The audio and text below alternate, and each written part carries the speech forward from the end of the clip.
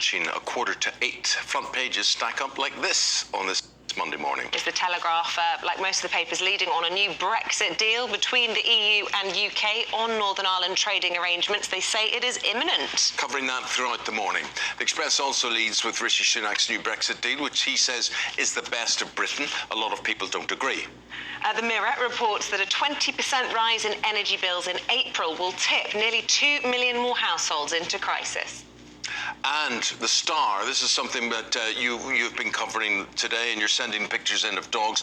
It says lassie dogs, which are collies, right? Border collies, they're no longer in favour. Pet owners have only bred 500 of them last year, so it puts them on the endangered species list or something like that. Oh, but yes, you've been sending in your doggy pics. Yeah, let's go first of all. Janine's picture. She sent this picture in, and this is of her dog Storm. No, but you say, but Storm's not with us any longer. Oh, no. Storm fluttered out. Died 20 years ago. Was a lassie dog, but always remembered and in a picture frame. So Janine, thank you very much indeed for that. Yes. Well, it's like part of the family. Yes, see that? absolutely. But the good news is there are still a few puppies knocking about. And this is from, it doesn't have a name, Stephanie. She says, here's our lassie pup, Brandy, born in 2020, just turned 3. Such an easy dog. Gosh, doesn't look like a puppy anymore. No, it looks like... Requires less grooming than Labradoodle type dogs, apparently. I find that hard to believe. So Nicky has sent a picture of his Jax, Jaxx, right? Oh, no, that's Jax, apparently, we're told, not the puppy. No, I was going to say, it doesn't look like a puppy. Oh, there's a puppy. That's Brandy. Oh, that's adorable. Brandy's a good dog name, isn't it? Oh, yeah. Look. Oh, sitting on its tail, is it? No, it's the cutest, wonky feet, and this one has got wonky hips. Love it. And apparently these dogs are gorgeous, both in looks and temperament. So thank you very much indeed for that. So, as we say, that was front page of the Daily Star today. So please, can we see the papers now? Thank you. Yes, there we go. So that was front page. The reason we were talking about all that's front page of the Star today. It says that collie dogs, lassie dogs are dying out. And speaking of the Daily Star, we have the former editor Dawn Neeson here to review the papers, and joined with the actor and all-round good person, Christopher Biggins. So thank you both for staying with us. We're looking forward to going through these. Let's start, shall we, with, well, a very sad story to begin with, Christopher. This is in the Mirror. The headline, Sea of Sorrow. I don't understand how this keeps happening. I mean, you know, there are a lot of people who are making a lot of money out of this by offering people a chance to come to other countries, promising them that they'll get there in boats and what have you. And time after time after time, these boats sink and terrible things happen. So the worst one was over the weekend when 58 migrants, including a baby, have died after their wooden boat broke apart trying to land in a storm off the south coast of Italy. I mean, I don't understand why these people are allowed to do this, or why people must be so desperate to get to other places in the world that they're fooled into this situation. The Italian Prime Minister saying it's inhumane to exchange lives for the price of a ticket in the false hope of a safe Absolutely. I mean, that is terrifying. Many of these people were fleeing Afghanistan, Somalia, which are genuinely war-torn and dangerous countries. So you can understand why people would be wanting to get away. But all of the children on board that boat, I think there were 12 children, lost their lives. I know. Quite aside from any politics, it is a baby as well, I think, wasn't there, Isabel? Dawn, you've gone to the Times and you've chosen a story about the legal age for marriage and civil partnerships in England and Wales. Yeah, the law actually changes today. The legal age for marriage actually today rises from 16 to 18. And basically, the legislation was passed last year, but actually comes into force today. So 16 and 17-year-olds can no longer wed or enter civil partnership in England and Wales. Now, this law has been brought in to prevent forced marriages. I mean, you know, forced marriages is basically... Arranged marriages. Well, it's not necessarily arranged marriages, because arranged marriages can be with the consent of the people getting married, but it's actually forced marriages where parents are forcing their children into a marriage against their will. There is a fine line difference there. So it's protecting mainly girls, let's be honest, because when we say forced marriages is covering up basically a lifetime of domestic abuse and rape. So it's protecting youngsters who are forced into some kind of domestic slavery. However, this law, like many things at the moment, just applies in England and Wales. In Scotland, it's still 16.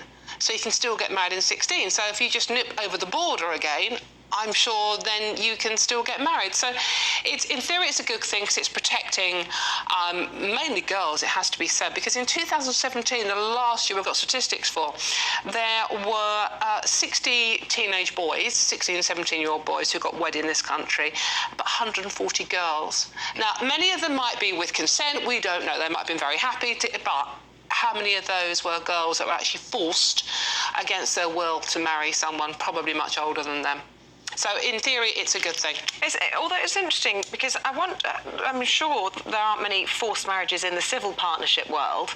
And do you think, is it a shame to see civil partnerships ages legal limit up to 18, or do you think 16 is too young to be entering into civil partnership? I think 16 is too young, actually, if I'm going to be honest with you. And I think that what I'm amazed at is that there are all these marriages happening, which I find is terrifying. I thought that happened abroad in other countries, but not our country.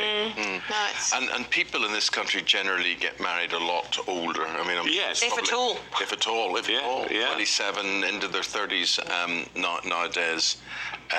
Well, less youngsters are getting married. I mean, marriage is dying out. I mean, we're just not bothering anymore.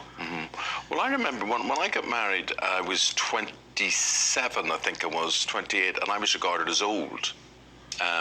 Because sort of in Belfast, a lot of people getting married 20, 21, 22. You meet somebody at school and then that was the memory. I got married at 21. 21, did you? Right. Are we all married and in civil partnerships? We're in a civil partnership. All fans of the institution of... Absolutely. Yeah. I mean, Neil, my partner, is just a rock for me. He's absolutely wonderful. You know, what we should be talking about this morning is the rise of the throuple. I've been reading about that over the weekend. Yes. Una Healy and what's his name? David Hay. Yeah. And after watching Blondie, the movie about Marilyn Monroe, I hadn't realised she was in a throuple. Was she? Yes. Yes, she was with political. What was his name? That was a marriage that she had later on. It's the mime artist. That's right. Alan Hardy's one of their children. Yes. Son. Anyway, yes. she was in a throuple before she became really famous. I'd never actually heard that about her. That film was terrible. Apparently, they're on the rise. I wouldn't want to share. I'm sorry. Me neither. Absolutely and I not. certainly wouldn't want two Pain of husbands. death. I wouldn't mind sharing. No, about once a week. Yeah, it's a woman thing, isn't it? It's the women No, I that don't always think it object is. to sharing. No, I really don't think it funny is. enough. No, I don't think my husband would be up for sharing. That's not what he told me last week. Well, maybe, yeah. I remember I was telling Dawn about your wedding, Eamonn, which we were lucky enough to go to, and how wonderful it was. Yes. We had a great. It was, you're right. Oh, there were so many funny things that happened. There were so many drunk people, I can't tell you. The alcohol never stopped flowing. It was wonderful. But you know what that was? That's another dilemma. We obviously paid for the bar. Yeah. And I was just talking about this last night to my son who runs an events company, and he was saying, it's quite rare, Dad. He said, most people have a paying bar. Really? Yeah, I know you would raise your eyes at that, you know, but yes. You were very generous. You did the same at your 60th, I remember, and my husband certainly made full advantage I of that. reckon if you invite somebody, if you invite people... You give them a drink. Yeah, and to pay for the hospitality. Yes, that's what I would think. Well, that's very nice. It's not always the case, and obviously people will say, oh, you can afford it. Well, exactly. I'm sure people can't afford it. You know, one of the reasons marriage is supposedly dying out in this country is because it is too expensive, which is actually rubbish, because you can go to a register office and get married for about 140 quid. But the average wedding this year is expected to hit £22,000. It's too much. Why would you spend that much money? Well, because, I mean, for a venue that's catered and all the rest of it can easily be upward of 10 grand. Then you've got the corkage, the photographers, the dress. The bridesmaids' dresses. The bouquets. Is that for you? Is that to really celebrate your love and your union, or is that just to show off? Well, I think I don't think it can... The next time I do it, I'm going to... It's going to be a much quieter affair. Hello, Ruth. I've heard it said I've got some bad news for you. The more you spend on a wedding, the shorter the marriage. Oh. There's a theory. Well, we're done. You were done years ago then. In the Sun, they're talking about the James Bond novels being rewritten. But the Queen Consort has waded in. God She love her. has, thank God. And I thank goodness also that she's now going to become Queen when the coronation happens, which I think is great news. But she quite rightly said yesterday or the day before, you know, this is ridiculous. I think she was hosting an afternoon or an evening of writers, you know, novels and everything. And she said, please don't change. Keep what you're writing. And the fact that they're now talking about taking James Bond novels and changing certain things is ridiculous. What is going on in this world? Well, why is it ridiculous when the movies will change? I mean, the movies have changed as well. So there's less sort of free love going on in the movies and using people. And what if there, you know, if there are certain sexist or racist terms in them that are deemed to be nowadays? I think it's a reflection of the time, the time it was written, and we leave them as they are, and we learn from that. Yeah. And you know, and then you know, times are changing, as I think someone once sung. So you just adapt the new stuff to the modern age. Leave the stuff that's in the past and learn from it.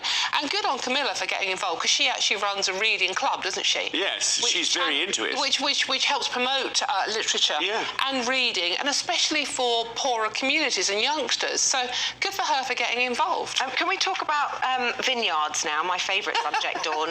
But it's actually really bad news. We're in a vine mess. I know. I see what they did. This is from the Daily Star, and Brits may not even be able to drown our sorrows over the 20 seconds. Over the food crisis. -8 degrees at blast threatens to wipe out wine. Oh, what a shame. Maybe we need to switch to ice wine. You said I had so many seconds. All right. Yeah. Okay. Yeah. There you go. Yeah. There you go. Dawn and Biggins, thank you both so much. More from both of them just after 8:30. We can talk about baby shower, but we'll talk about the next time. Hour, 100%. Yeah. We can take a very quick break. Next time round, you're going to be talking about if you have a penis and testicles. Yes. Should you be housed in a women's prison? Yes. I mean, yes, we're talking about it, or yes? Yes, we're talking about it. I'm talking about it a lot. Okay. We're going to be talking about that next time round. Okay. Back with the news, top of the hour, after the weather.